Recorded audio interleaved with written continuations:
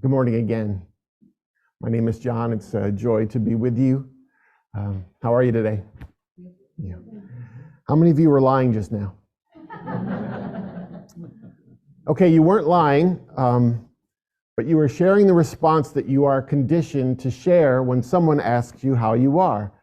Because most of the time, you assume they don't really want to know. Maybe you're here and you're trying to put on a positive face. Maybe you're here thinking, well, this is where my people are, so I'm doing a little better than I might have been an hour ago. 'Tis the season to be jolly, or not. I want to share a story with you, and it might be triggering for some of you who have experienced severe depression, thoughts of suicide, or self-harm. Wanted to let you know that. I'm done living. It was a few Christmases ago, and I was sitting in a car in central New York outside a hotel where we were staying, and the heat wasn't on, the car was frozen, it was snowing all around me, and I began to cry because after a slow and steady time of now lingering sadness that would not lift, all my mind could process at the time was, I'm done. I didn't want to end my life, at least I didn't process it that way in that moment. I just felt like I'd exhausted every possibility that a person could do to not feel the way I felt. I'd tried prayer and therapy and meditation and medication and working out and nature and journaling and art and breathing exercises and positive thinking. And all of it was presently failing me. I'd simply run out of options and energy, and I was through looking. And it didn't matter that the objective evidence of my life testified that I should be happy, that I should feel fortunate, that I was fortunate, that I should be thankful, that I had so much to live for. Yet none of that registered in that moment sitting there. None of that tipped the scales toward hope. The dire story I told myself didn't require data. And that's the thing when you have a lingering sadness. It does not require data.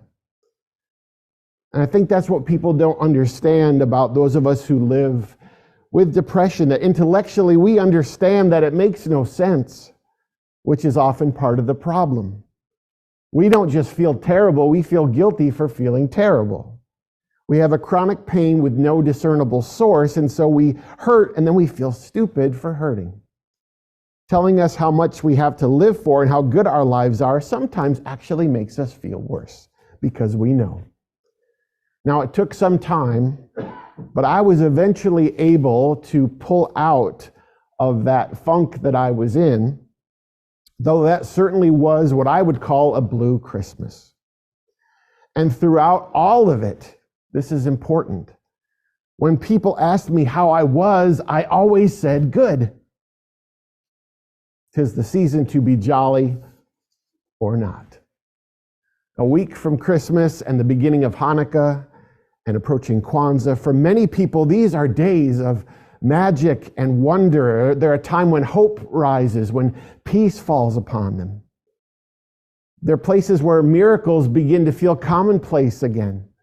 They're months of joyous reunions and fierce embraces and boisterous laughter and crowded tables and easy gratitude.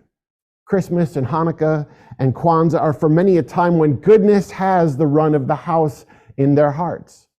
To them, this season is sweet and possible and glittering with promise.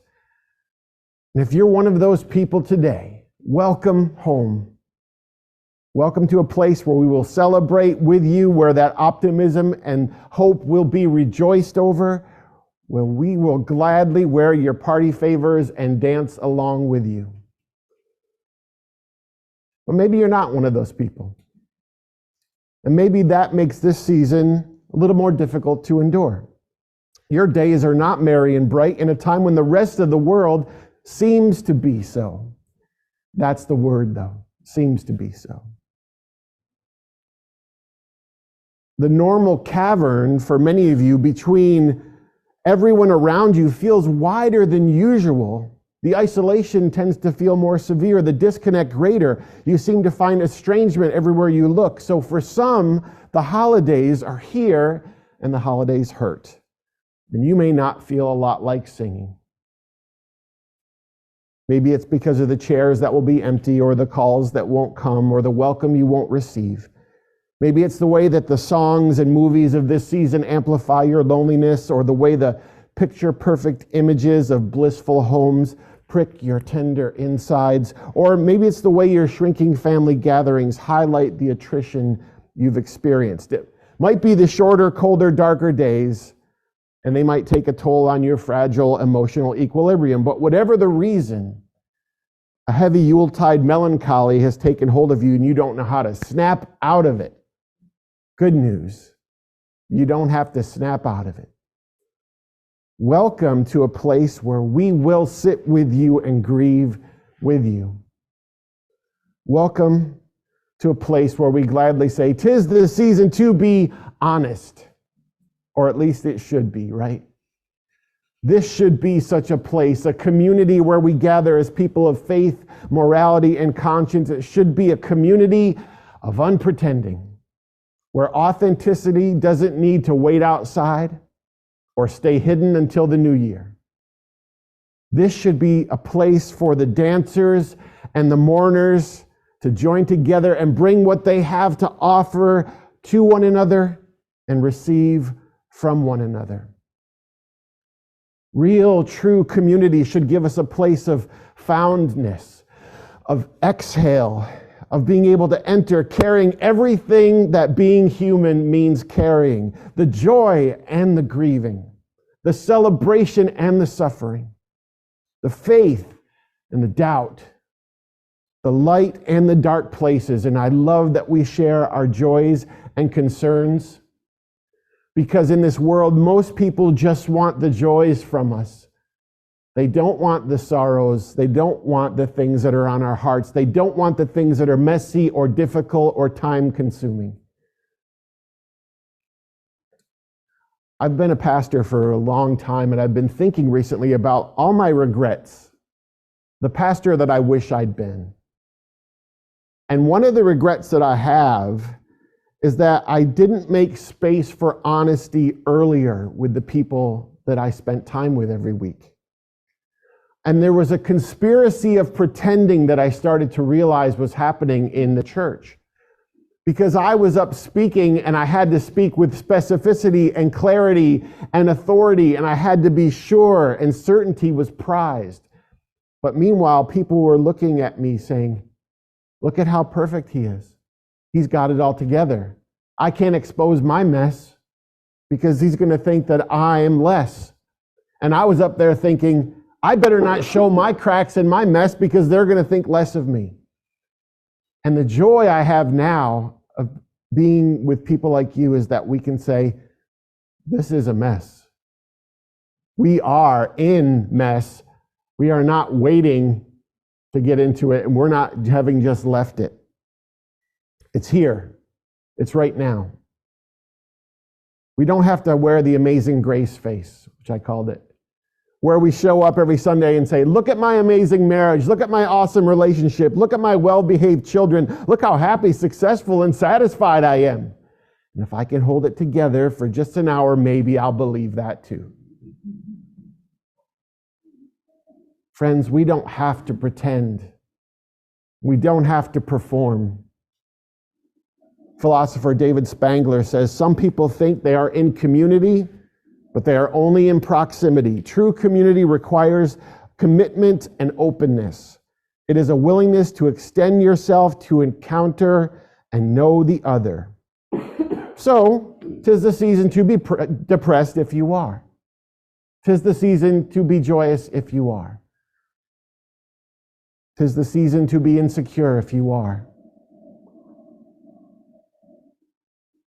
Being jolly all the time would be a challenge for many of us, right? Even on a normal day when when we didn't have the unusual stressors of a seemingly never-ending virus, right?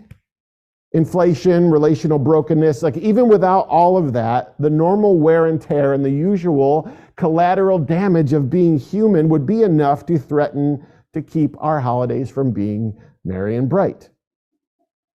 We have stuff in this room. Health issues, financial worries, relational tensions, family squabbles, and we're dealing all of it while being immersed in calendar-specific expressions of good cheer. It's the most frustrating time of the year.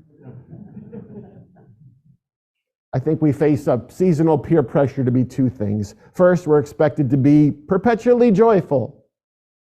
The obligation to be happy is there every day, all the time, but it's particularly powerful this time of year. More than any other time, we feel the pressure to be well, to pull it all together, to deck the halls and don our gay apparel and light our happy hearts and be appropriately joyful. But the holidays can, for many of us, magnify loss, right? They can amplify sadness. As we gather with people we love, we're mindful of the empty chairs. We make note of who's no longer there. And as we repeat beloved yearly traditions, we realize the ones that have been interrupted by time and distance. And when nostalgia comes through the songs and the movies and the activities, it starts to feel a little bittersweet. So as a culture, we don't do sad very well. I asked you how you are, and many of you didn't tell me the truth. Next time someone says, "How are you?" have the courage to say, "Terrible," and see how they respond. They will either look shocked or they will pretend they didn't hear you. Now, obviously, don't do this with strangers on social media. Don't do this with acquaintances at work. But here, we can do that. Here, in a community of love and diversity, we should and we better be able to welcome lament and regret and brokenness, because those things are almost impossible to bear alone, and we are here to make life more bearable. We are here to make hope and grief inhabit the same space. Dorothy Day says, "We have all known the long loneliness, and we have found the answer is community." Coretta Scott King says, "The greatness of a community is most accurately measured by the compassionate actions of its members." And I think compassion begins with setting a table for the fullness of the human experience. That when you come to that table, you are the most authentic version of yourself, with all the stuff that you have together and all the stuff that you don't. We, in a very specific and beautiful way, we can be a people who make space for the unpleasant and the uncomfortable and the annoying, along with the wondrous and the warm and the easy. We can invite the sadness in along with the comfort and joy. So we have this pressure to be happy, but we also face the pressure to be perfect, right? Lights on the house, the shape of our trees, the shape of our waistlines, our pictures on Christmas cards, the gifts we get, the cookies we make, the appearances at parties, all exacerbate the comparison sickness that we are afflicted with all year round. Who do you compare yourself to? Whose relationship do you compare yours to? Whose house? Whose car? Whose kids? I do all the time. We're percolating now.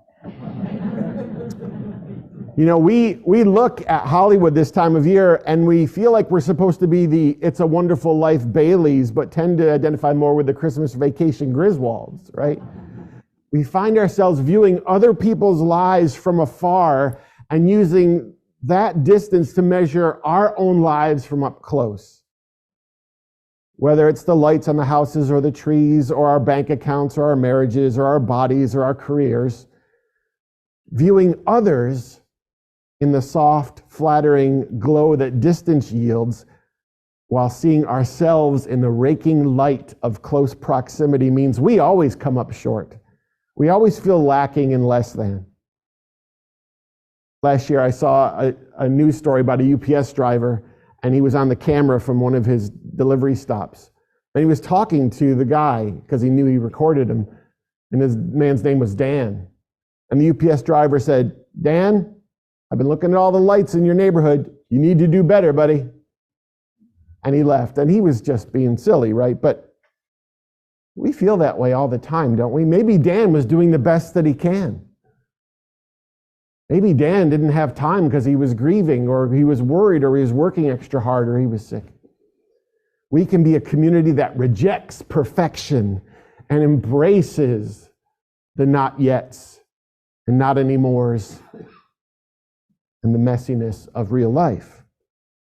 Because when we feel the pressure to be happy and perfect, the holidays are a uniquely challenging season, one where we can have trouble just being real.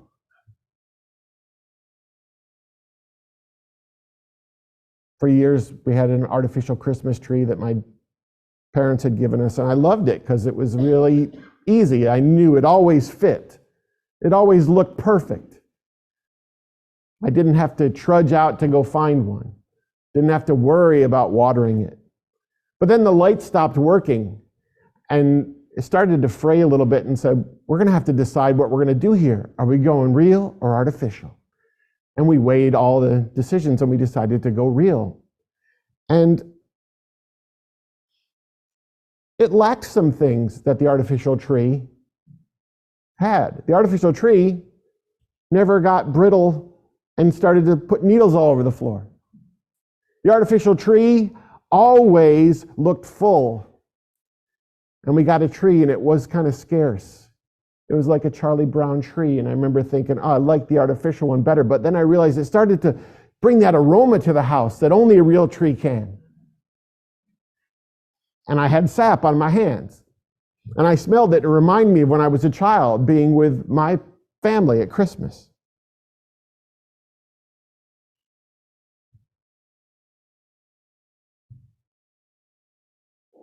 The real tree has imperfections. The real tree, you have to live with the things you don't like about it. But the real tree is the beauty of the world. And I guess I want you to stop looking for the perfect tree, chasing the perfect version of yourself, chasing the perfect idea of what you're going to do when you'll finally be happy. We don't want a plastic holiday. We don't want a plastic community. We don't want a plastic life. We want the real thing.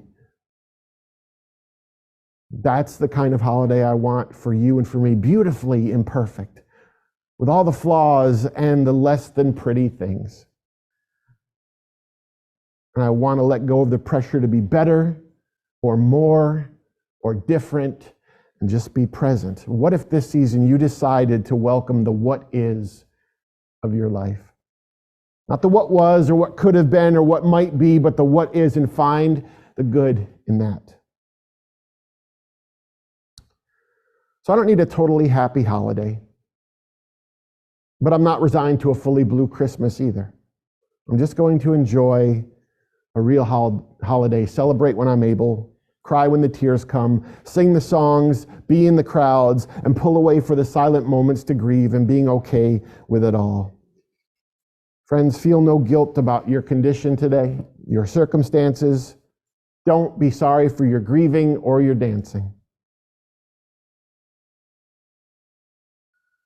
And I hope you'll make space and invite in the joys and the sorrows, that you'll welcome them all when they arrive, that you will embrace the messy reality of authenticity this season. Have a happy holiday and a blue Christmas and a season where you don't have to choose one or the other. 'Tis the season to be jolly or not.